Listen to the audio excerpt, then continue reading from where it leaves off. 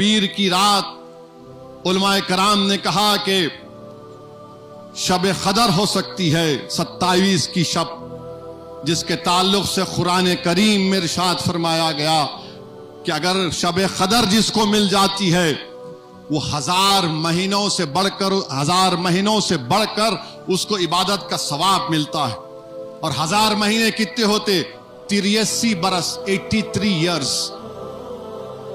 ایک رات میں اگر آپ عبادت کر لیے اور وہ شب قدر اللہ اس کو قبول کر لیا انشاءاللہ، تو 83 برس، 83 ایئرز. اور اس کے تعلق سے علماء کرام نے لکھا کہ بنی اسرائیل میں ایسے لوگ تھے جو صرف 80 سال اللہ کی راہ میں جہاد کرتے تھے، جن کی عمریں بہت تھی. رسول اللہ صلی اللہ علیہ وسلم کے دل میں خیال آیا کہ میری امت کی تو عمر کم ہے، وہ کیسے میرے رب کو راضی کریں گے؟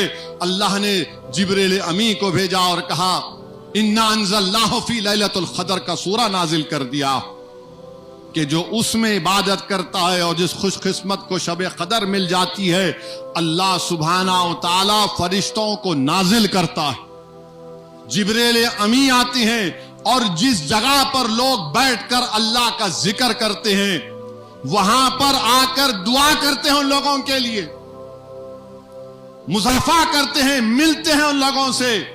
علماء کرام نے بتایا کہ اگر اس رات کتے نہیں بھونکتے، اس رات ایک سکون ہوتا ہے، اور اگر اس رات تمہارے ہاتھ کے رونگٹے کھڑے ہو گئے تو سمجھو کہ کسی فرشتے نے تم سے ہاتھ ملایا.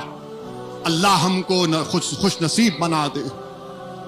میرے عزیز دوستوں اور بزرگوں، رسول اللہ صلی اللہ علیہ وسلم کی حدیث شریف ہے کہ فرشتے آئیں گے، ان محفلوں کو دیکھیں گے جہاں پر اللہ کا ذکر ہو رہا ہے، دعا کر رہے ہیں، قرآن کی تلاوت ہو رہی ہے. اور جب وہ جا کر اللہ کو بتائیں گے تو اللہ کہے گا فرشتوں بتاؤ کیا میرے وہ بندے جنت کو دیکھے؟ فرشتے کہیں گے نہیں دیکھے. تو اللہ فرماتا ہے اپنی شان کے مطابق کہ اگر وہ دیکھتے تو کیا ہوتا. پھر جب اللہ فرمائے گا کہ بتاؤ کیا انہوں نے میری جہنم کو دیکھا؟ تو بولیں گے نہیں دیکھے.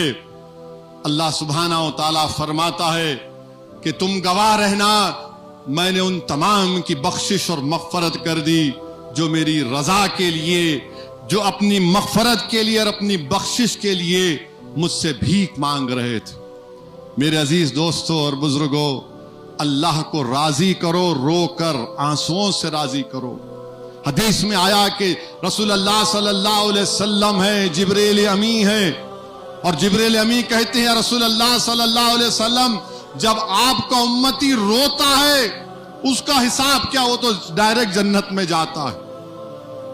ہمارا رونا، ہمارا عاجزی اور اللہ سے بھیک مانگنا، دعا کرنا، اپنے دامن کو اللہ کے سامنے بے بس ہو کر اظہار کرنا کہ یا اللہ تو وحدہ لا شریک ہے، پروردگار ہمیں معاف کر دے.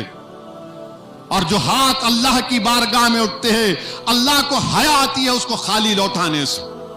تو میرے عزیز دوستوں اور بزرگوں، ہم کو کثرت سے دعا کرنا ہے.